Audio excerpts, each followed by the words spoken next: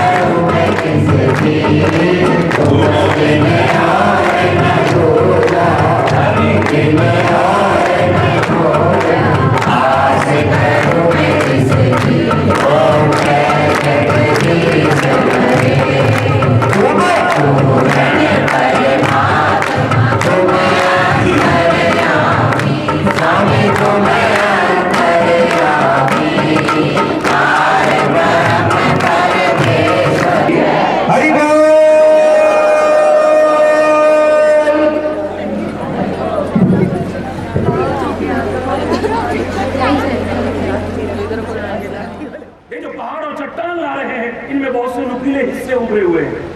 मैं जब उस पर चलूंगा, मेरे पैरों में चुभेंगे, मेरे पैरों में कष्ट पहुंचेगा। एक भक्त ये सहन नहीं कर पाएगा। बस यही अंदर से आवाज आई, मेरे अंदर एक साहस का संचार हुआ, एक शक्ति का संचार हुआ। मैं समुद्र के पानी में अपने शरीर को भिगोने लगी, किनारे पर आकर के रेत लपेटने लगी, सारे शरीर में रेत लपेटी, थोड़ी सी अपनी चोंच में मिली, आकर के जो पुल बन रहा था उसके उभरे हुए नुकीले हिस्सों पर अपने शरीर को ऐसे झाड़ने लगी और मुंह से वो थोड़ी सी जो लाई थी रेत डाल करके उसको दबाने लगी। एक एक करके प्रभु देखो कितने नुकीले हिस्से दब गए। अगर मेरा जीवन रहा तो पता नहीं और कितने हिस्सों को दबा दूंगी जिससे आपके पैरों में कोई कष्ट ना पहुंचे। ये बहुत बड़ी सेवा तो कर रहे हैं, मैं इनका सम्मान करती हूँ, इनकी भावनाओं की कदर करती हूँ, लेकिन प्रभु आपकी प्रेरणा से, आपकी अंतस प्रेरणा से ये छोटा सा कार्य करते करते अगर मेरे प्राण भी निकल जाए तो मुझे उसकी भी परवाह नहीं। कहते हैं श्री राम बड़े बड़े पहाड़ और चट्टान लाने वालों से इतने प्रभावित नहीं हुए, लेकिन उतरे नहीं जितना कि गिलहरी की छोटी सी सेवा से। उठाया, अपनी गोदी में रखा, अपने हाथों से दुलारा। हमारे इतिहासकार कहा करते हैं गिलहरी के शरीर में पहले रेखाएं नहीं हुआ करती थी। ये जो श्री राम ने बड़े प्यार से अपना स्पर्श दिया है वो रेखाएं गिलहरी के शरीर पर आज तक दिखाई दे रही है। परमात्मा प्रसन्न होगा अगर आप थोड़ी सी भी सेवा इतने एक महान कार्य में, एक धर्म के इतने महान कार्य में जरा जरा सा भी सहयोग करें अपनी शक्ति और सामर्थ्य से, बिना हीन भावना लाए हुए। ये मत देखो कि कौन क्या कर रहा है, कौन कितना कर रहा है। एक जगह पर मैं जा रहा था, बहुत विशाल आयोजन था और आप जानते हैं लाखों लोग होते हैं, तो लाखों लोगों की व्यवस्था सबके आपसी सहयोग से ही लोग करते हैं। महाराज जी कुछ नहीं लेते, लेकिन लोग टेंट भी लगाते हैं, भंडारा भी चलता है, तो आपसी सहयोग से ही होता है। मैं जा रहा था, बहुत विशाल जन समुदाय मेरे साथ साथ चल रहा था। ये सन 83 की बात बता रहा हूँ, 1983 की बात बता रहा हूँ। पीछे से एक महिला ने, जो आयोजक थे, उनको आवाज लगाई, भैया वो 2 रुपए उसके हाथ में थे, ये 2 रुपए ले। ये सच्ची घटना बता रहा हूँ। फटकार दिया उन्होंने, शर्म नहीं आती, इतना बड़ा यज्ञ 2 रुपए, हमारा मजाक उड़ाती है, हमारा अपमान करती है। वो शब्द इन कानों में पड़ गए। मैं गया, लौट करके गया, सारे चाहे जो समझने लगे। मैंने उस माँ को हाथ जोड़े, बुजुर्ग महिला को, मैंने कहा माता जी, इस हरि चैतन्य ने चैलेंज से कह सकता है कभी किसी से, किसी के नीचे हाथ फैला करके एक पैसा भी न लिया था, न ले रहा है और न कभी लेगा, उसकी कृपा से, अभिमान से नहीं कह रहा, उसकी कृपा से। लेकिन आज मैं कह रहा हूं माता जी, ये 2 रुपए मुझे दो ना, ये 2 रुपए मुझे दो ना। मैंने 2 रुपए लिए। आपको याद होगा 1983 में नमक का रेट कितना सस्ता हुआ करता था, कई थैलियां नमक की आ गई। मैंने कहा भंडारे में डालो, औरों के लाखों रुपए जन जन तक पहुंचेंगे कि नहीं, इस बुढ़िया के 2 रुपए हर एक के अंदर पहुंचेंगे। देखो नमक सबके अंदर पहुंचेगा। एक व्यक्ति के पास 10 करोड़ रुपए है, एक व्यक्ति के पास 10 करोड़ रुपए है और वो अगर 1 लाख रुपए, 2 लाख रुपए, 5 लाख देता है, मैं उसे धन्यवाद कहूंगा। धर्म के कार्य में सहभागी कर रहा है, मैं उसे धन्यवाद कहूंगा। लेकिन एक के बेचारे के घर में सामर्थ्य भी नहीं है, 500 रुपए उसके घर में अगर ढूंढो तो नहीं निकलेंगे, और वो आकर के आपको अगर 50 रुपए भी देता है तो मेरे शायद परसेंटेज लगा लो, इतना बड़ा त्याग कर रहा है। कभी किसी की भावनाओं को हम लोग ठुकराने की कोशिश न करें। आप एक महान बीड़ा लेकर के चले हैं, सेवा का एक महान संकल्प लेकर के चले हैं, और मैंने इतना हमेशा कहा है कि जो हम सत्य संकल्प लेकर के चलते हैं, शिव संकल्प लेकर के चलते हैं, सुंदर संकल्प लेकर के चलते हैं, आपको आज मैं वचन दे रहा हूं, हाथ क्यों नहीं करना पड़ेगा। लोग आकर के आपके सामने कहेंगे कि प्लीज हमारी भी सेवा स्वीकार करो, प्लीज हमारी भी सेवा स्वीकार करो, प्लीज हमारी भी सेवा स्वीकार करो। आपको किसी के आगे हाथ नहीं करना पड़ेगा, परमात्मा उसमें सेवा भी बनते हैं। जब कोई व्यक्ति सत्य संकल्प लेकर के नेक नियत से चलता है तो मेरे राम की तरह जंगल के बंदर भालू भी उसकी सहायता करते हैं। और कोई बुरा संकल्प लेकर के चलता है, उसका सगा भाई विभीषण रावण की तरह साथ छोड़ जाए तो कोई बहुत बड़ी बात नहीं, वहां पर सगे भाई भी साथ छोड़ जाएंगे। लेकिन सत्य संकल्प लेकर के अगर श्री राम चले, निश्चर हीन करो मही भुज उठाए पन कीन, ये संकल्प लिया है, जंगल के बंदर और भालू भी सहायता कर रहे हैं। जन जन तुम्हारा सहयोग करेगा, प्रभु तुम्हारा सहयोग करेंगे। हर महापुरुष तुम्हें आशीर्वाद देने यहां आया है, बहुत सौभाग्यशाली हो आप, बहुत सौभाग्यशाली हो आप। इन बच्चों के लिए तो मैं शुभकामना करूंगा, हृदय से प्रार्थना परमात्मा से करूंगा, एक देश के सुयोग्य नागरिक बन सके, एक सदगृहस्थ बन सके, और आगे हमारे राष्ट्र को ये बढ़ाने में एक सहयोग दे सके। ये लोग सुखी रहें, समृद्ध रहें, खुशहाल रहें, ये गाड़ी के दोनों पहिए बनकर के समान रूप से चले, एक दूसरे की भावनाओं की कदर करते हुए चले। और आप के इस प्रयास की फिर से एक बार हृदय से मैं सच बता रहा हूं, आपके लिए तो कुछ बोलूंगा तो मेरा दिल भराएगा। बहुत बहुत बहुत बहुत धन्यवाद, बहुत बहुत आभार। एक बार जोर से मेरे साथ जय घोष शब्द से करेंगे। कामा के कन्हैया की, कामा के कन्हैया की, लाठी वाले भैया की, हरि बोल, हरि बोल। महाराज जी के प्रवचन का हे जगदीश्वर, हे जगदीश्वर, जगन्नाथ, जगन्नाथ, जगन नियंता, जगन नियंता, जगत पालक, जगत पालक, जगत रक्षक, जगत रक्षक, हे दीना बंधु, हे दीना बंधु। कुलवंत शाह जी सभी आशीर्वाद देने के बाद सब छोड़कर इधर स्वामी श्री हरि चैतन्यपुरी जी महाराज प्रेमचंद गांव ब्योली नंबर चले। और कामा के कन्हैया की जय अवश्य बोलिएगा, कामा के कन्हैया की। विदाई होगी मुझे, बेटी का संसार, आधा जीवन इस तरफ आधा है उस पार। इसी परंपरा का निर्वाह कर रही सारी बेटियां और उनके बच्चे। 7 नंबर आएंगे, दोनों वर्ग जाकर जिंदगी के लिए जा रही है जी महाराज के करकमलों से। 8 नंबर मीना सांगट और रमेश केवड़। 8 नंबर वरवधू वरमाला डाल रहे हैं सभी महापुरुष साथ में मंत्री जी शास्त्री, राघवदास जी शास्त्री सब सुने हैं।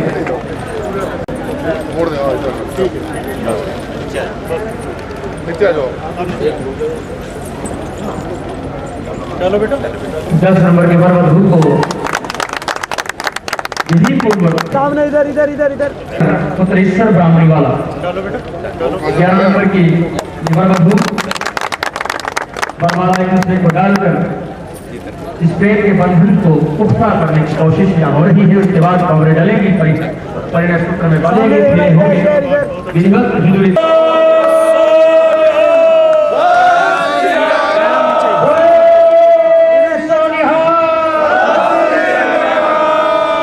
जिनका होगा थोड़ी देर में। ये लो बेटी, बेटा ये लेते जाओ। रीना एक मिनट मदन का कार्यक्रम यहाँ ठीक है, नंबर लगे हुए हैं, ध्यान से लेकर आए। 14 नंबर सीमा का विवाह कृष्ण पुत्र जोगी राम से संपन्न होने जा रहा है। उसकी पहली रस्म वरमाला डाली जा रही है एक दूसरे को और आशीर्वाद किए जा रहे हैं महापुरुषों से। उसके बाद बेटियां सजी हैं हिंदू रीति रिवाज के साथ। हमारे पंडित जी पूरी तरह से तैयार है।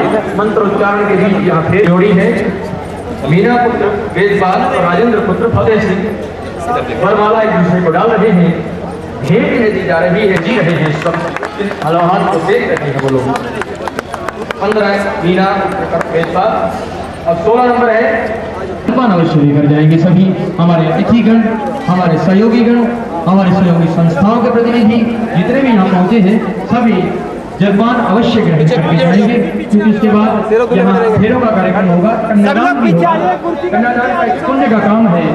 आज सभी लोग भारतीय संस्कृति में कन्यादान का महत्व भी बहुत है। हर गृहस्थ दंपत्तियां यहाँ से जब विदा होंगी तो उसके उनके साथ जो थोड़ा गृहस्थ का चलाने का जो सामान होता है। बहुत अच्छा लगा। समाज को प्रेरणा लेनी चाहिए। इस प्रकार के सेवा के काम आगे बढ़ चढ़ कर करने चाहिए। धन्यवाद देता हूँ सेवा संघ को, साधुवाद देता हूँ। बहुत प्रशंसनीय, बहुत सराहनीय कार्य है। ऐसे हमारे जो समाज का एक वर्ग जो इस भार को वहन नहीं कर पाता है, आप सबके सहयोग से मिलजुल करके एक नेक काम कर रहे हैं। सेवा धर्म को हमारे यहाँ सबसे बड़ा धर्म माना है, चाहे वो किसी भी रूप में हो। मैं नहीं कहता कि सारी दुनिया जितना करती है उतना आप लोग करें।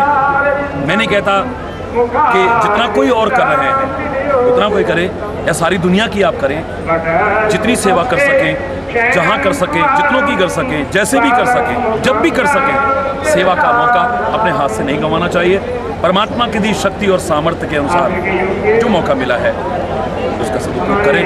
जो धन मिला है उसका सदुपयोग करें। जो साधन मिले हैं उनका सदुपयोग करें। एक बहुत महान कार्य कन्यादान को वैसे भी हमारे यहाँ बहुत श्रेष्ठ दान माना है। आपने एक समाज के लिए अनुकरणीय, अनुसरणीय उदाहरण प्रस्तुत किया है।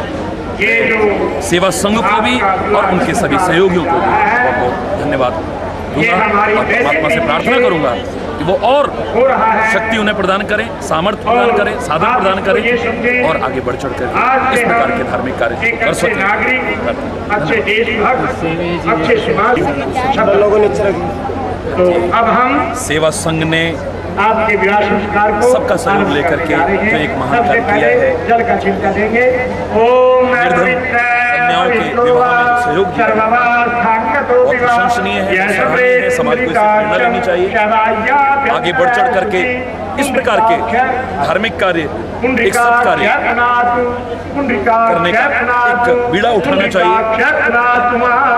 सेवा कार्य को, सेवा धर्म को हमारे यहाँ सबसे बड़ा धर्म माना है। कन्यादान को सर्वश्रेष्ठ दान माना है। मैं नहीं कहता कि सारी दुनिया की सेवा करें आप, मैं नहीं कहता जितना कोई और करता है उतना करें आप, लेकिन अगर सेवा का अवसर मिलता है, जब कर सको, जहाँ कर सको, जितनों की कर सको, जिस तरह से कर सको, सेवा का आया हुआ मौका हाथ से न गंवाएं। मैं समाज के हर प्राणी का आह्वान करूंगा कि इस प्रकार नेक कार्यों में, धर्म कार्यों में, सत्कार्यों में बढ़ चढ़ कर हिस्सा लें। परमात्मा की जो शक्ति और सामर्थ्य का भोग नहीं, उपभोग नहीं, उपयोग नहीं, सदुपयोग की कोशिश करें। अब इसके बाद के लिए करवाएंगे, दलित हो जाता है और हमें ज्ञान हो जाता है, तो इसलिए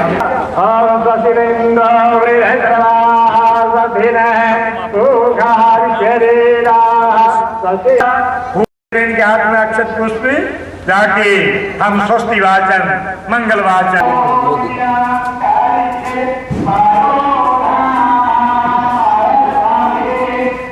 एक संदूक लेके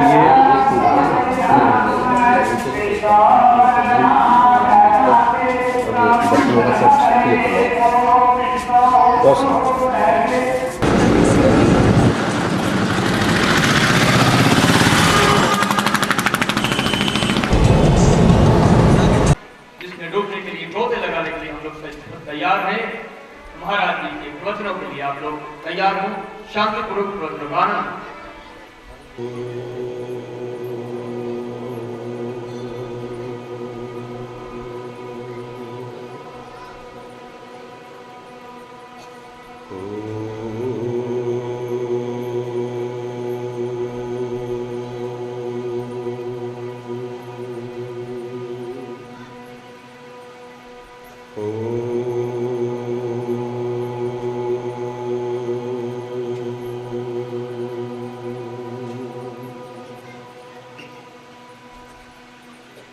सर्वे भवन्तु सुखिनः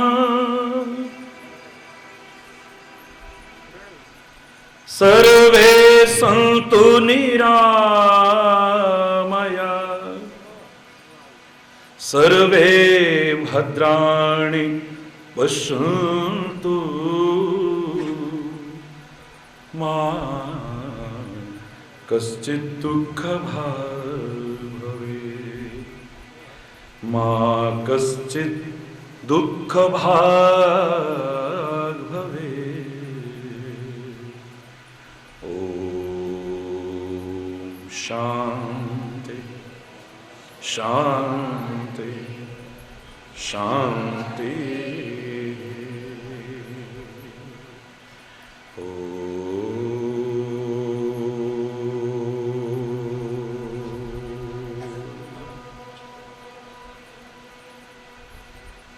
पूर्णमदः पूर्णमिदं पूर्णात् पूर्णमुदच्यते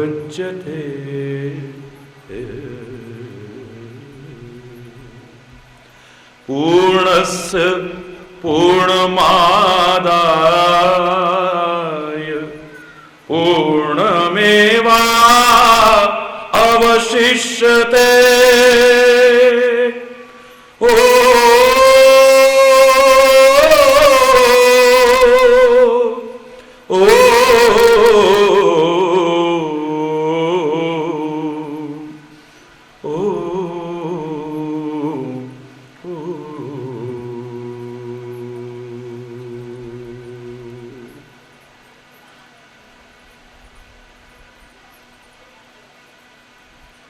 हर देश में तू हर वेश में तू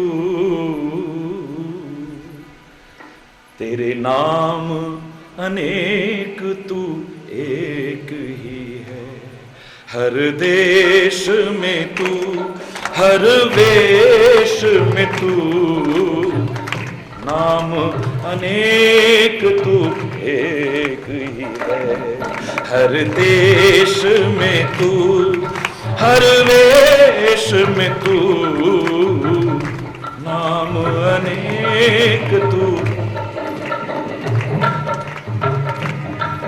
तेरी रंग भूमि यह विश्व धरा रंग भूमि यह विश्व धरा।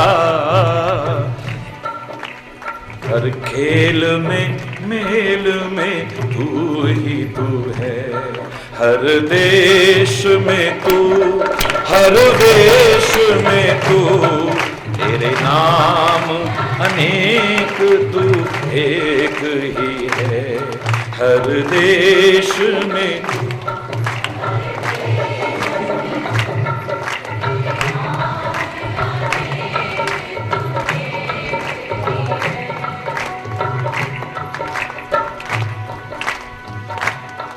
सागर से उठा बादल बनकर बादल से उठा बादल से गिरा जल हो करके।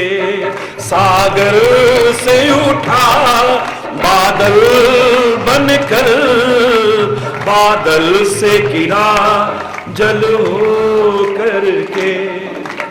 फिर नहर बनी नदियां गहरी तेरे भिन्न प्रकार तू एक ही है।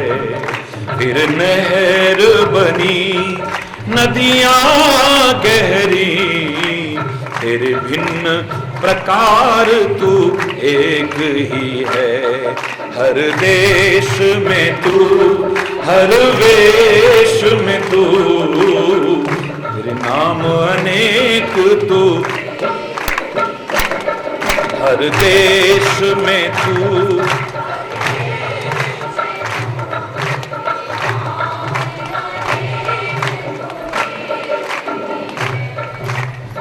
चींटी से भी अणु परमाणु बना चींटी से भी अणु परमाणु बना, हर जीव जगत का रूप लिया, हर जीव जगत का रूप लिया। कहीं पर्वत वृक्ष विशाल बना, कहीं पर्वत वृक्ष विशाल बना, सौंदर्य तेरा तू एक ही है, सौंदर्य तेरा तू एक ही है। हर देश में तू, हर वेश में तू, तेरे नाम। कोई बोले राम राम, कोई खुदा, कोई सेवे गुसैया, कोई अल्लाह, कोई अल्लाह।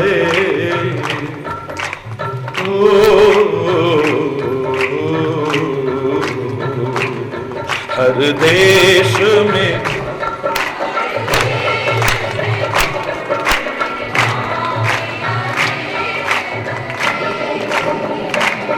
हर देश में तू, हर वेश में तू, नाम अनेक तू एक ही है। हर देश में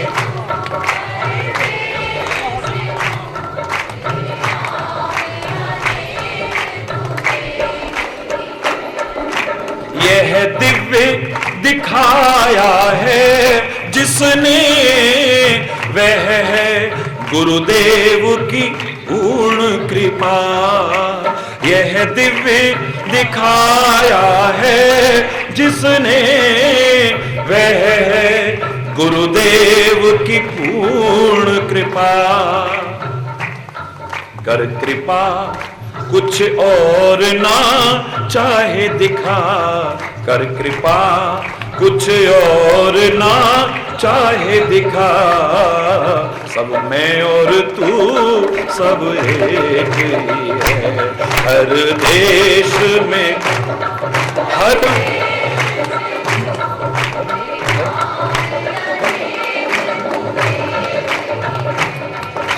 देश में तू, हर वेश में तू, नाम अनेक तू एक ही है।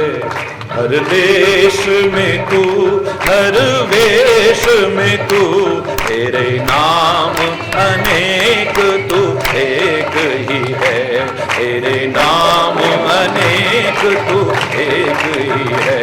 हरि बोल हरि बोल, हरि बोल हरि बोल, हरि बोल हरि बोल, हरि बोल हरि बोल, हरि बोल हरि बोल, हरि बोल हरि बोल, हरि बोल हरि बोल, हरि बोल हरि बोल, हरि बोल हरि बोल, हरि बोल हरि बोल, हरि बोल हरि बोल, हरि बोल हरि बोल, हरि बोल हरि बोल, हरि बोल हरि बोल, हरि बोल हरि बोल, हरि बोल हरि बोल, हरि बोल हरि बोल, हरि बोल हरि बोल, हरि बोल हरि बोल, हरि बोल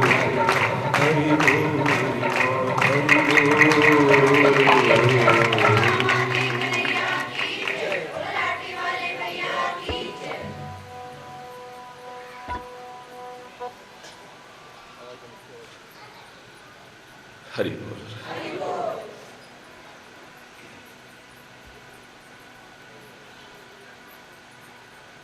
तीनों तापों से तप रहे हैं संसार के लोग। दैहिक, दैविक, भौतिक त्रिताप से पीड़ित हैं सारे।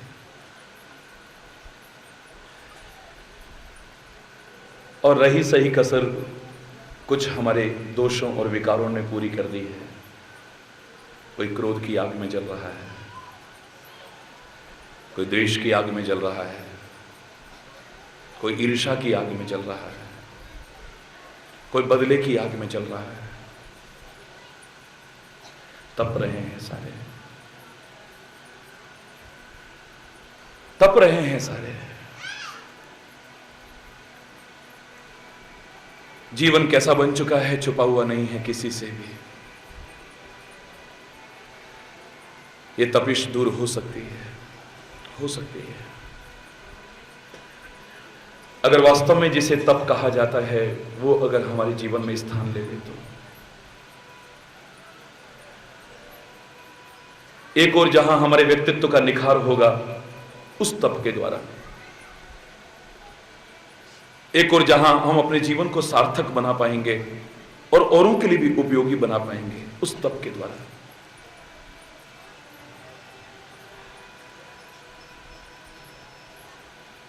वही सच्चा सुख, सच्चा चैन, सच्चा सुकून, सच्ची शांति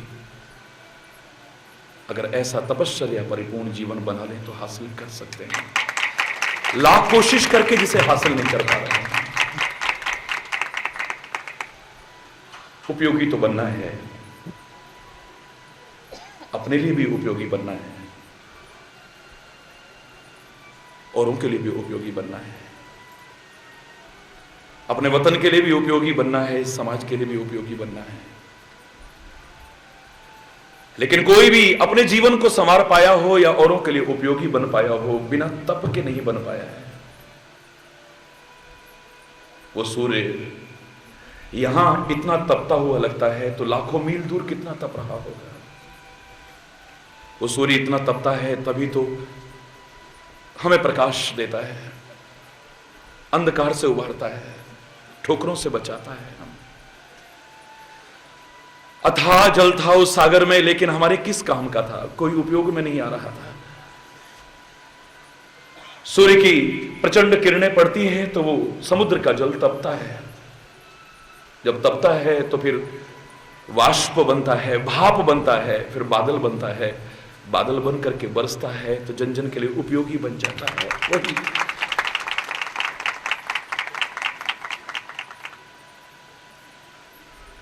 ब्रह्मा ने तप किया है, अनेक कथाएं मिलती हैं सारी सृष्टि को पैदा करने वाले, सारी सृष्टि का पालन करने वाला विष्णु कितना तपश्चर्या परिपूर्ण जीवन जीता है। कल मैंने इशारा किया था आपसे, शंकर कैसा तपस्वी जीवन जीता है आपके सामने है। श्री रामचरित्र को अगर कम से कम शब्दों में वर्णन करने को हमसे कहा जाए तो हम एक श्लोक में गाया करते हैं, आदौ राम तपो वनादि गमनम। मैंने एक बार कहा था कि ईश्वर कृपा से, गुरु महाराज की कृपा से, जब मैंने बहुत गहराई से विचार किया तो इससे भी छोटा एक श्लोक, इससे भी ज्यादा राम कथा को हमारे सामने प्रस्तुत कर रहा है। ये एक श्लोक ही रामायण में इतनी राम कथा नहीं है जितना कि उससे भी छोटे श्लोक में है। लेकिन फिर भी जब कभी कम से कम शब्दों में बोलने को कहा जाए तो हम यही बोलते हैं, आदौ राम तपो वनादि। आपको वो श्लोक आता हो तो मैंने एक इसी श्लोक पर पूरी रामायण गा दी थी। नीलांबुज श्यामल कोमलांगम, आता हो तो बोलो मेरे साथ, नीलांबुज श्यामल कोमलांगम सीता समारो पितवाम भागम पाणौ महासायक चारु चापम नमामि रामम रघुवंशनाथम। पूरी राम कथा इसी में छुपी हुई है। नीलांबुज श्यामल कोमलांगम, श्यामल कोमल अंग हैं और कोमल अंग बच्चों के होते हैं।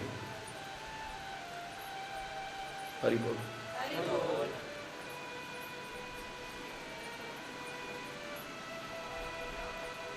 कोमल अंग बच्चों के होते हैं। तो इस पंक्ति में भगवान की सारी बाल लीलाएं वर्णन की जा सकती है। कोमल अंगम, सीता समारोपित वाम भागम, बालकाल से लेकर के जनकपुर में श्री राम के विवाह तक का प्रसंग इसमें पूरा सुनाया जा सकता है। पाणौ महासायक चारु चापम, बहुत भयानक तीरों को लेकर के युद्ध भूमि में तत्पर है। लंका कांड तक की पूरी कथा इसमें सुनाई जा सकती है। और नमामि रामम रघुवंश नाथम, रघुवंश के नाथ बन चुके हैं, राज्याभिषेक हो चुका है। यहां तक की पूरी कथा छुपी हुई है इसमें, एक छोटे से श्लोक में सारी कथा छुपी है। लेकिन फिर भी जब कभी हम श्री रामचरित्र को कम से कम शब्दों में उजागर करना चाहते हैं, हम ये पूरी कथा नहीं सुनाते हैं।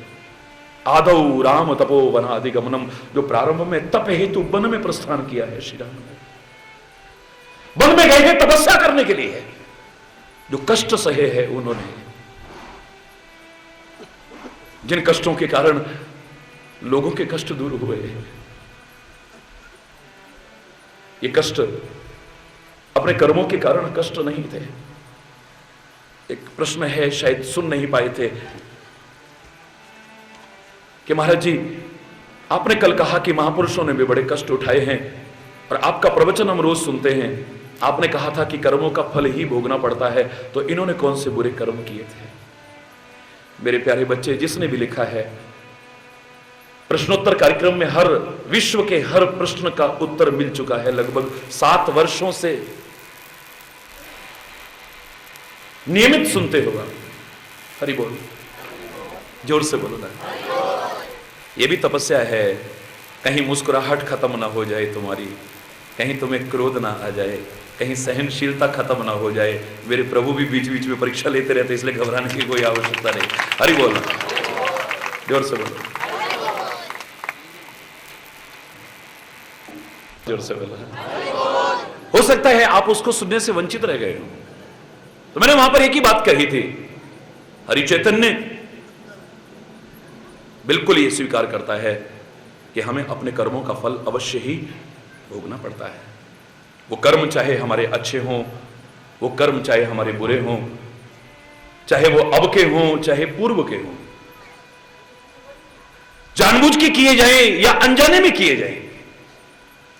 अनजाने में हुई गलतियों से भी बच नहीं पाओगे। हमने कोई जानबूझ के तो किसी का बुरा किया नहीं, फिर भी हमारे साथ जानबूझ के जहर पीते हैं तभी नहीं मरते हैं। अनजाने में पी जाएं, जोर से बोलो ना। अनजाने में अगर विषपान किया जाए तो वो भी मृत्यु कारक होगा। जानबूझ के हाथ आग में डाले तो तभी नहीं चलते हैं, अनजाने में डालेंगे तभी चलेगा। जानबूझ के गुलाब के बगीचे के आगे से निकले तभी खुशबू नहीं मिलेगी, अनजाने में निकल गए तभी नहीं। गंदगी के ढेर के आगे से जानबूझ के निकलोगे तभी दुर्गंध नहीं मिलेगी, अनजाने में निकल गए तब भी।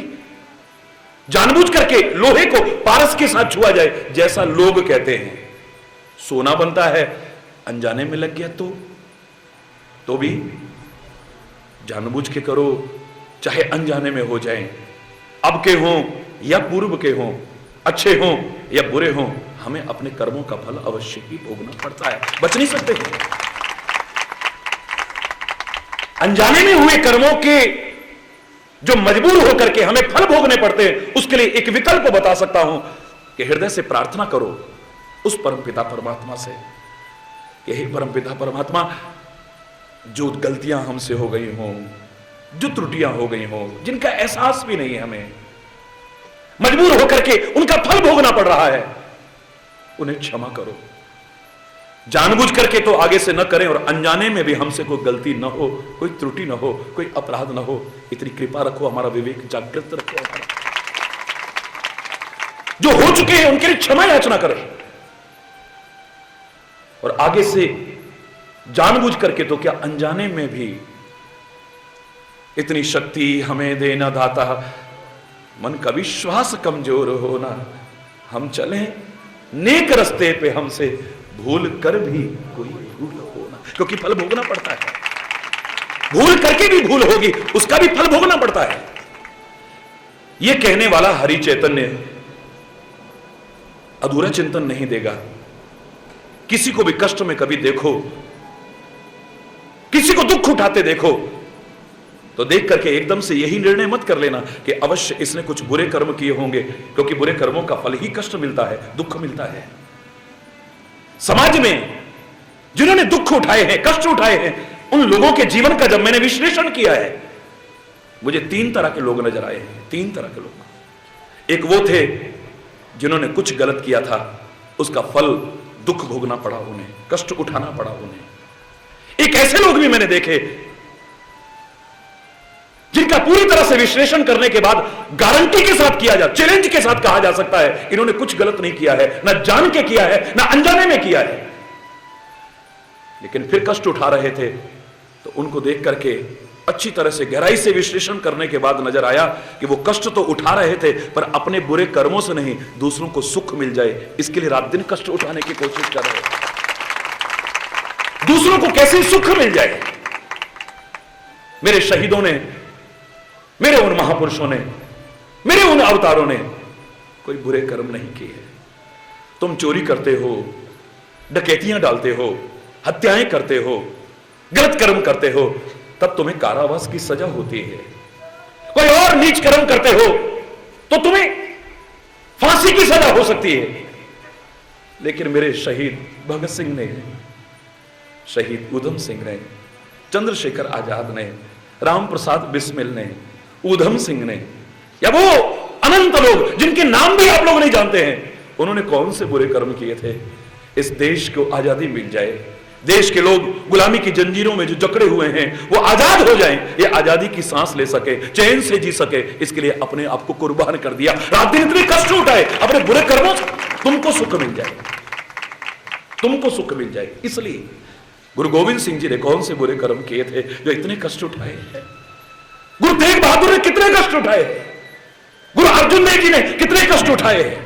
अरे छोड़ो उनको, उन छोटे छोटे नौनिहालों में जिंदा दीवार में चिनवा दिए गए। कौन से बुरे कर्म किए, इतने कष्ट उठाए इन्होंने, काहे के लिए उठाए हैं? इस धर्म के लिए उठाए हैं, इस संस्कृति के लिए उठाए हैं, और लोगों को सुख मिल जाए, लोगों को चैन मिल जाए, लोगों को सुकून मिल जाए, लोगों को शांति मिल जाए, लोगों को गुलामी की जंजीरों से मुक्ति मिल जाए, इसलिए कष्ट उठाए। मेरे राम ने वन में कष्ट उठाए, मेरे कन्हैया ने कितने कष्ट उठाए, मेरे जगत गुरु आद्य शंकराचार्य ने कितने कष्ट उठाए। कबीर को देखो, सूर को देखो, तुलसी को देखो, मीरा को देखो, इन्होंने कितने कष्ट उठाए। वो बुरे कर्मों के कारण नहीं, एक व्यक्ति अपने बुरे कर्मों के कारण कष्ट उठाता है। एक व्यक्ति के मन में भाव है कि चाहे मुझे कष्ट मिल जाए पर इनको सुख मिल जाए। तुमको सुख देने के लिए कष्ट उठा रहा है। देखो उस दीपक को, हर कोई अपने घर में रहना चाहता है, लेकिन मैं कहा करता हूं किसी चिराग का कोई मकान नहीं होता। दीपक का कौन सा घर है बताओ ना। उसका नाम ही हमने अब दीपक नहीं रखा है, चिराग नहीं रखा है, अब हमने दिया है, क्योंकि इसने दिया ही दिया है। जो हमसे लिया है उसके बदले में कितना गुना हमको दिया है।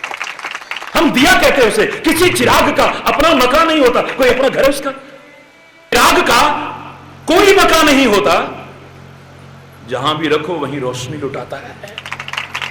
किसी चिराग का कोई मकान नहीं होता, जहां भी रखो वही रोशनी लुटाता है। उसने कब तिल तिल करके जलता है, तिल तिल करके। ये काहे का प्रतीक है? कष्ट उठाने का प्रतीक है।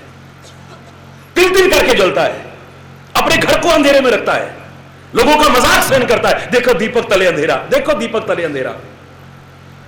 लेकिन दुनिया को रोशनी देता है, अंधकार से उबारता है, ठोकरों से बचाने की कोशिश करता है। तिल तिल करके जल रहा है, कष्ट उठा रहा है, काहे के लिए? कि तुम ठोकर ना खाओ। इन महापुरुषों ने भी कष्ट उठाए हैं मेरे प्यारे बच्चों। आपके प्रश्न को मैं बहुत आदर के साथ ले रहा हूं, लेकिन यह शंका कभी मन में मत लाना कि इन्होंने कोई बुरे कर्म किए हैं। ये तुम्हारे सुख के लिए अपने आप को कुर्बान कर देते हैं। मैं अभिमान से नहीं कह रहा हूं, और आत्म प्रशंसा के लिए हरि चैतन्य का क्या स्वार्थ है? सुबह से लेके रात तक जहां तहां नचाते फिरते हो, और हरि चैतन्य नाचता फिरता है। खाली किस लिए? कि इनको लगता है कि कोई अपना है। एक संत जा रहे थे वैकुंठ की प्राप्ति हुई। मैं इन बातों की चर्चा बहुत कम करता हूं, कथा मिलती है। रास्ते में स्वर्ग मिला, सुखों में आनंद नहीं आया, चलो चलो चलो स्वर्ग से हटो, यहां से हटो, यहां से। स्वर्ग की सुख सुविधाएं भी उन्हें फंसा नहीं सकी। रास्ते में नरक भी पड़ा। बड़े ध्यान से सुनना मेरे प्यारे बच्चों, मैं कहानियां नहीं सुनाता हूं, लेकिन कहीं से प्रेरणा मिले तो लेने में संकोच भी नहीं करता हूं। रास्ते में नरक पड़ा, हम निकल रहे थे वहां से, दूत कहने लगे महाराज जल्दी निकलो, जल्दी निकलो, ये नरक। देख देख करके ही हालत खराब होती है, जो भोगते होंगे उनकी क्या दशा होती होगी। लेकिन संत ने क्या देखा, जब निकल रहा था ना, तो जो लोग वहां पर तप रहे थे उनको बड़ी शांति मिली। उन्हें देखा कि कौन निकल रहा है,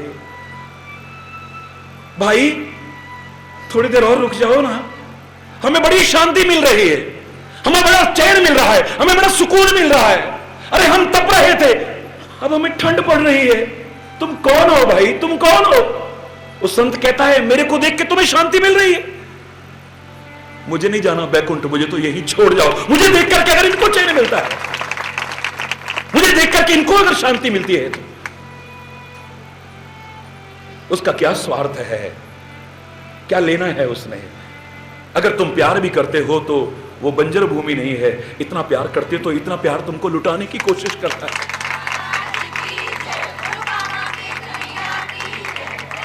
एक व्यक्ति कष्ट उठाता है अपने कर्मों के कारण, बुरे कर्मों के कारण कष्ट उठाता है। एक व्यक्ति कष्ट उठाता मैंने देखा है तो दूसरों को सुख पहुंचाने के लिए कष्ट उठा रहा है। मैंने एक और देखा है, कष्ट उठाने वाला वो अपने व्यक्तित्व का निखार करने के लिए कष्ट उठाता है, कुछ पाने के लिए कष्ट कुछ बनने के लिए कष्ट उठाता है। जैसे आप अपने बच्चों से कहते हो बेटा आज अगर कष्ट उठाओगे कल ऐश करोगे, और आज अगर मस्ती मारोगे ना तो कल तुम्हारा कैसा होगा कोई कुछ नहीं कह सकता है। आज अगर थोड़ा कष्ट उठा लोगे तो कल चैन से रहोगे। बेटा अभी ये मौज मस्ती छोड़ो, अगर तुम अपने व्यक्तित्व का निखार करना चाहो, कुछ बनना चाहो, कुछ पाना चाहो, किसी मुकाम को हासिल करना चाहो तो कष्ट उठाना पड़ता है। अरे बोलना, जोर से बोलो ना।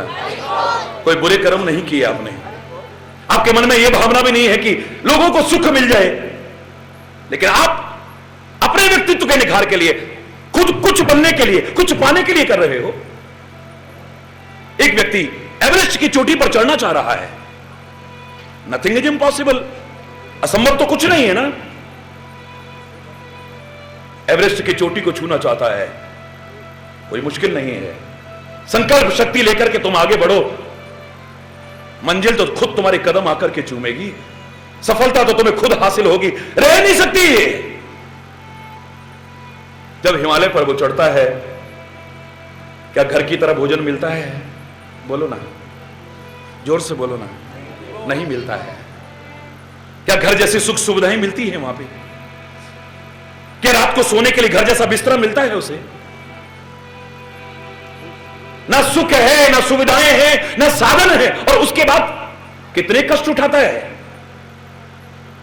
कई जगह पर तो सांस भी नहीं आती है,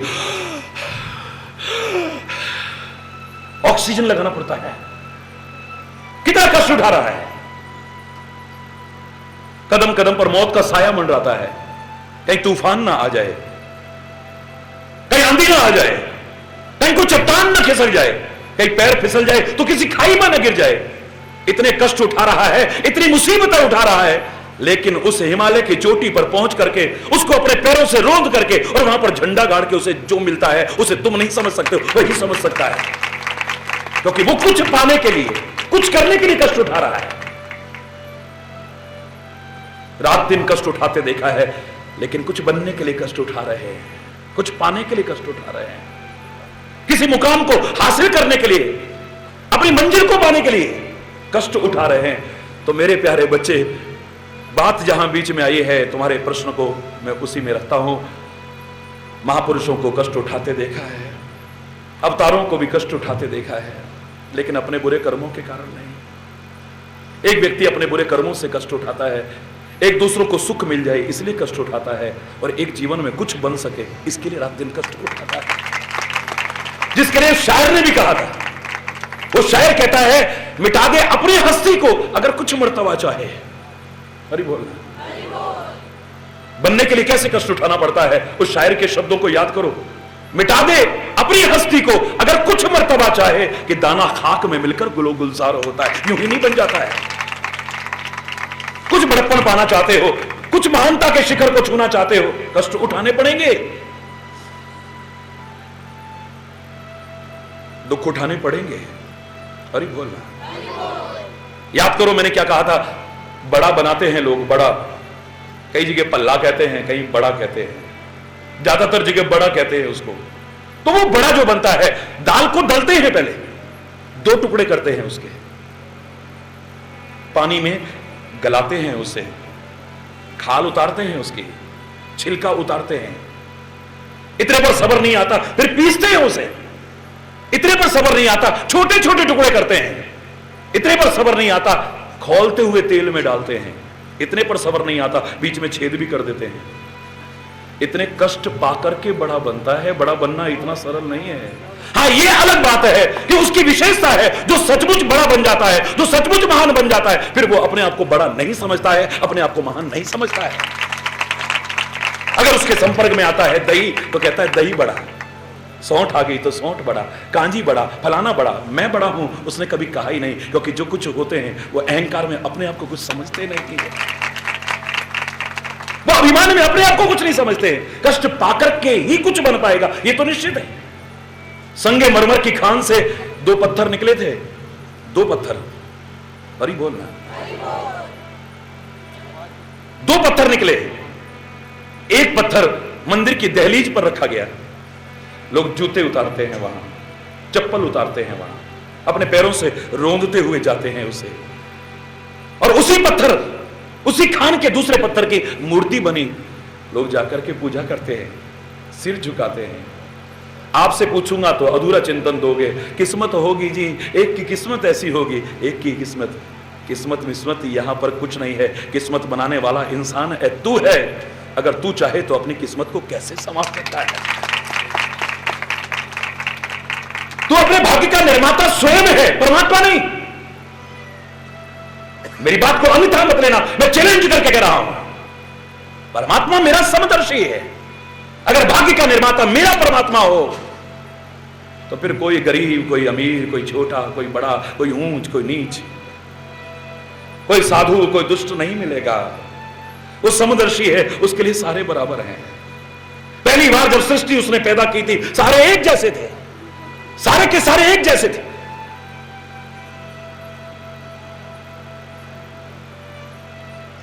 सारे नंगे घूमते थे।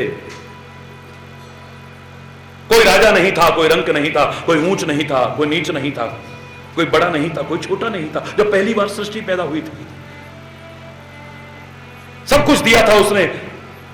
कोई फल खाने लगा, कोई सब्जियां खाने लगा, कोई मेहनत करके ला के खाने लगा, कोई रास्ते में छीन करके खाने लगा,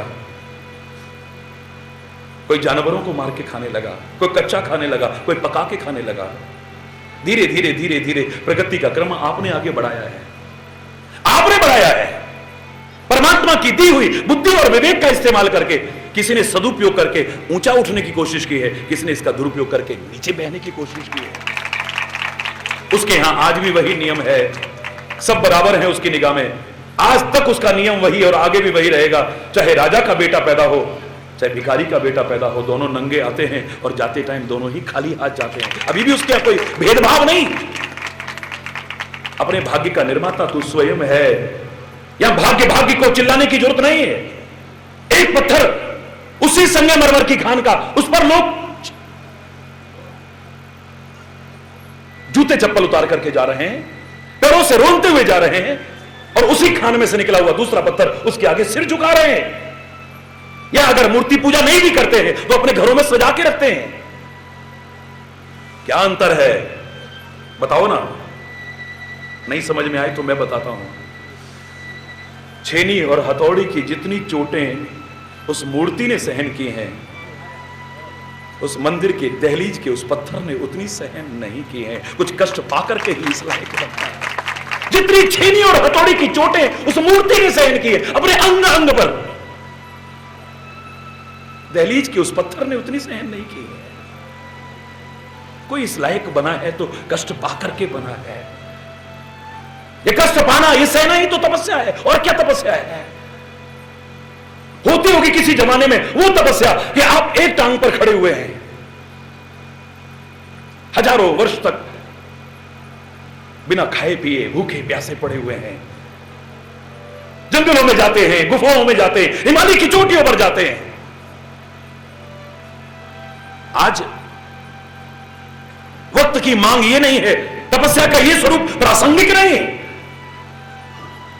और खासतौर से जब आपको संदेश दूं तो मेरे शायद तो इसका कोई महत्व नहीं रह जाता है कि मैं आपसे कहूं कि अब घर बार छोड़ो और हिमालय में चले जाओ, घर बार छोड़ो और गुफाओं में चले जाओ, घर बार छोड़ो और जंगलों में चले जाओ। नहीं, जीवन तो तुम्हें बनाना है, जीवन तो तुम्हें संवारना है, लेकिन उसके लिए तप करना है। पर इस तरह से नहीं, तप में सीधे सीधे सीधे सीधे निचोड़ निकल करके आ रहा है कि सहना पड़ता है। जैसे वो तपस्वी सहन करता है, गर्मी को सहन करता है, बारिश को सहन करता है, सर्दी को सहन करता है, भूख प्यास को सहन करता है, बहुत कुछ सहन करता है। ऐसे ही अगर तुम्हें सहना आ जाए तो तुम घर में बैठे बैठे बहुत बड़े तपस्वी बन सकते हो। पर उसी का तो अभाव है। आज भाई को भाई की बात सहन नहीं हो रही है, मां बाप को बच्चों की और बच्चों को मां बाप की बात सहन नहीं हो रही है, पत्नी को पति की और पति को पत्नी की बात सहन नहीं हो रही है, एक दूसरे को एक दूसरे की बात सहन नहीं है। सहनशीलता का अभाव हो गया है हमारे अंदर। अगर हमें सहना आ जाए, ठीक से कहना आ जाए, ऐसे कह देते हैं बात को कि जरा देर में लड़ाई हो जाती है, झगड़ा हो जाता है, अशांति हो जाती है, कला कलेश हो जाता है, मनमुटाव हो जाता है, हंसता खेलता वातावरण एकदम विषाक्त हो जाता है, कटुता परिपूर्ण हो जाता है, संबंधों की मधुरता खत्म हो जाती है। क्योंकि जीव भी तो तपस्विनी है। ये याद करो, एक बार सारे विश्व के नाम जब सीधा प्रसारण हो रहा था तो एक संदेश आ रहा था, आप में से अधिकांश लोगों ने सुना होगा। इसी पर चर्चा थी कि अपनी जीव जो परमात्मा ने तुम्हें दी है, इससे बड़ा तपस्वी दुनिया में और कोई नहीं होगा। अगर इसकी तपस्या को तुम भंग न करो तो अभी तक तुम कहते हो महाराज जी ने ऐसा कहा, पूरा हो गया, फलाने संत ने कहा ये पूरा हो गया, फलाने फकीर ने कहा ये पूरा हो गया, फलाने पीर ने कहा ये बात पूरी हो गई। अरे मैं कह रहा हूं तू भी जो कहेगा वो बात पूरी हो जाएगी। देखा जमात, अगर तू इस जवान की तपस्या को, वो आसमान से नहीं टपके हैं, तुम्हारी तरह किसी मां के गर्भ से पैदा हुआ है, हरि चैतन्य भी और संत भी और महापुरुष भी, तुम उनके चमत्कार कहते हो, उनकी जबान से निकली बात सत्य हुई है ये कहते हो। मैं कह रहा हूं कि तुम्हारी जबान से जो निकले वो भी सच होगा। कब? अगर इसकी तपस्या को भंग न करो। 32 दांतों के बीच रहने वाली, 32 दांतों के बीच, इतनी कठोरता के बीच रहने वाली ये कोमल जीव, हड्डी नहीं है इसमें, हरि बोलना। अगर इसके स्वरूप को तुम नष्ट ना करो, प्रकृति ने इसे कोमल बनाया है, अगर इसकी कोमलता को बरकरार रखते हो, इसमें कठोरता नहीं आने देते हो, इसमें जहर नहीं आने देते हो, इसमें पर उपकार का ही चिंतन रखते हो, किसी की बुराई का चिंतन नहीं रखते हो, मैं दावे से कह रहा हूं आपकी जीव से जो बात निकलेगी वो सच हो जाएगी। तुम आज जहर उगलने लग गए हो इस जबान से। परमात्मा ने कितना सोच करके बनाया था। हमारी आंखें 2 बनाई, कान 2 बनाए, नासिका के छिद्र 2 किए, हाथ 2, पैर 2, किडनी 1 होती हम जिंदा रह सकते थे, वो भी 2, हृदय 1 बनाया, उसके भी भाग 2, लेकिन जवान एक कल्ली 1.25 लाख है। इतना महत्व है इसका। ये जवान चाहे तो दुश्मनी पैदा कर सकती है, ये जवान चाहे तो प्यार पैदा कर सकती है, ये जवान चाहे तो तुम्हें इज्जत दिला सकती है, ये जवान चाहे तो तुम्हें बेइज्जती दिला सकती है, ये जवान तुमको ऊंचे से ऊंचा पद भी दिला सकती है, और तुम्हारे सिर में जूते भी पड़वा दे तो कोई बहुत बड़ी बात नहीं। इस जवान से सोच के बोला करो, इसकी तपस्या को बरकरार रखो। आज जो जहर उगल रहे हैं समाज में, वो नाग नहीं उगल रहे हैं, कोई सर्प नहीं उगल रहे हैं, ये जवानें उगल रही हैं। जीव एक बनाई थी जहर उगलने के लिए नहीं। जो जहर उगलते हैं जीव, उनकी जीव के 2 हिस्से होते हैं, उनकी जीव के 2 हिस्से होते हैं। सांप की जीव देखो, जितने रेप्टाइल्स हैं उनकी जीव को देखो, उनकी जीव के 2 हिस्से हैं। जिनकी जीव के 2 हिस्से हैं वो जहर उगलते हैं। तेरी जीव का हरि बोलना, तो फिर इससे जहर काहे को उगलने की कोशिश कर रहा है? इतनी जहर फैला रहे हैं लोग, आते हैं सिक्योरिटी के बीच, और खुद सिक्योरिटी के में चले जाते हैं और ऐसे ऐसे बयान दे जाते हैं कि भाई भाई आपस में लड़ने लगते हैं, दंगे भड़क जाते हैं, लड़ाइयां हो जाती हैं, फसाद हो जाते हैं, आग लग जाती है। ऐसे लोगों को इंसान कहेंगे? एक नेता आया मेरे पास, सारे आते हैं, वो पता लगा कि इसने ऐसा बयान दिया, दंगे भड़के। मैंने कहा शर्म नहीं आती तुमको? अरे लोग टूट जाते हैं एक घर बसाने में, लोग टूट जाते हैं एक घर बसाने में, और तुम्हें शर्म नहीं आती बस्तियां जलाने में? है? लोग टूट जाते हैं एक घर बसाने में और तुम्हें शर्म नहीं आती बस्तियां जलाने में? ऐसे ऐसे स्टेटमेंट दे जाते हो, खुद तो सिक्योरिटी के बीच चले जाते हो। जो भाई भाई प्यार से रह रहे थे, सद्भाव से रह रहे थे, सौहार्द से रह रहे थे, ऐसे लोगों के लिए मैंने एक बार कहा था, कहने को तो इंसान है मेरी गली के लोग, ऐसे लोग कहने को तो इंसान है मेरी गली के लोग, ये लोग, पर दिल के बेईमान हैं मेरी गली के लोग। गीता पे चल रहे ना ये कुरुआ पे चल रहे, ऐसे लोग हिंदू ना मुसलमान हैं मेरी गली के लोग। हिंदुओं ने मुसलमानों को जलाया, मुसलमानों ने हिंदुओं को जलाया, फलाने ने फलाने को। अरे ना हिंदू जला सकता है, ना मुसलमान जला सकता है, ना सिख जला सकता है, ना ईसाई जला सकता है, जैन बौद्ध पारसी कोई किसी को नहीं जला सकता है। ऐसे लोग शैतान होते हैं, हैवान होते हैं, इंसान तो होते ही नहीं है। इंसान नहीं है ऐसे लोग, हैवान है वो, शैतान है ऐसे लोग। जितने कठोर शब्दों में निंदा की जाए ऐसे लोगों की उतनी कम है। बड़े आराम से आएंगे, किसने जलाया आशियां, वो बूझ रहे हैं। किसने जलाया आशियां, वो बूझ रहे हैं। सब जान के अनजान है मेरी गली के लोग। पानी की जगह आग में घी डाल रहे हैं, पानी की जगह आग में घी डाल रहे हैं, और फिर भी बड़े महान हैं मेरी गली के लोग। मुझे तो शर्म आती है ऐसे लोगों को, इंसान कहने में भी शर्म आती है। आज वक्त की मांग बटने की नहीं है, छटने की नहीं है, कटने की नहीं है, मिलने की है। अब तो एक ऐसा बैनर हो जिसके नीचे सारे आ जाएं, सारे मिलजुल करके इस वतन को भी और सारे समाज को आगे बढ़ाने की कोशिश करें। जो मैंने हमेशा कहा है, अब तो मजहब कोई ऐसा भी चलाया जाए, अब तो मजहब कोई ऐसा भी चलाया जाए जिसमें इंसान को इंसान बनाया जाए, जिसकी खुशबू से महक जाए पड़ोसी का भी घर। फूल इस बगिया में अब ऐसा खिलाया जाए। आग बहती है अब यहां गंगा में और यमुना में, कोई बतलाए कहां जाके नहाया जाए। हो मेरे प्यार का कुछ ऐसा असर तुम पर भी, हो तेरे प्यार का कुछ ऐसा असर मुझ पर भी। तू रहे भूखा तो मुझसे भी न खाया जाए, और मैं रहूं भूखा तो तुझसे भी न खाया जाए। ऐसे लोग इंसान हैं, ऐसे लोग ना ना ना ना, कभी नहीं। गीता पे चल रहे ना ये कुरआन पे चल रहे, हिंदू ना मुसलमान हैं मेरी गली के लोग। मजहब नहीं सिखाता आपस में वैर रखना, नहीं सिखाता है। कौन सिखाता है? वो वाणी, पवित्र वाणी में देखोगे तो मानस की जात सब एक है। अब्बल अल्ले नूर उपाया, कुदरत दे सब बंदे, एक नूर तुम सब जग उपजया, कौन पले कौन मरे। नूर जुदा जुदा नहीं है, भगवान तुम्हारा जुदा जुदा नहीं है। कोई मां कह लेता है, कोई मम्मी कह लेता है, कोई माता जी कह लेता है, कोई झाई कह लेता है, कोई ईजा कह लेता है, कोई बा कह लेता है, कोई मम्मी कह लेता है, कोई अम्मा कह लेता है, कोई मैया कह लेता है। इसी भारतवर्ष में जन्म देने वाली मां को कितने नामों से पुकारा जाता है, कितने तरीके से पुकारा जा सकता है। ऐसे उस एक को भी तुम किसी नाम से भी पुकारो, अंतर सा लगता है, अंतर है नहीं। अज्ञानता है तब तक अंतर सा लगता है। अरे बोल, जोर से बोलो। तो कष्ट उठाए हैं इन्होंने, कष्ट पाकर के ही कुछ बनता है, तब करके ही कुछ बनता है। तो सहना आ जाए हमें, तपस्या में एक सार निकल करके आता है। सहना, सहना नहीं आता है, ठीक से कहना नहीं आता है, ठीक से इस जबान से जैसे बोलना चाहिए, जो बोलना चाहिए। मैं ही कहा करता हूं कि सांच बराबर तप नहीं, झूठ बराबर पाप। जाके हृदय सांच है ताके हृदय आप। सत्यम परम धीमहि, सत्य तो सबसे बड़ा धर्म है। लेकिन ऐसा सच जो किसी के घर में आग लगा दे, लाख झूठ से भी बेकार है, ऐसा सच नहीं चाहिए।